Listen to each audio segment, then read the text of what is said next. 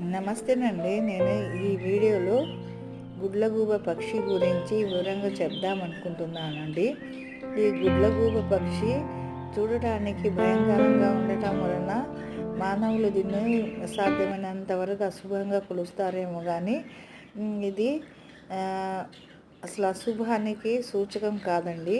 ఇది చాలా వరకు శాస్త్ర ప్రకారంగా శుభసూచకంగా భావిస్తారండి. ఈ గుడ్లగూబ అనేది లక్ష్మీదేవి యొక్క వాహనం అండి. మనం తెల్లవారుజామున వాకిటి తలుపు తీయంగానే గుడ్లగూబ మన ఎదురుగా కనిపిస్తే మాత్రం అది ఎంతో అదృష్టంగా భావిస్తారండి అందరూ. అది తెలియని విషయం అండి. లక్ష్మీ